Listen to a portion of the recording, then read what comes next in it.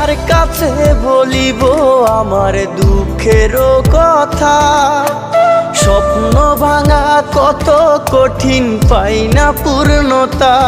আমি কার কাছে বলিব আমার দুঃখের কথা? স্বপ্ন ভাঙা কত কঠিন, পাই না পূর্ণতা। আমার চোখের জলে ভাসে নদীরে, আমি নিজেই নিজে একা কাঁদিরে।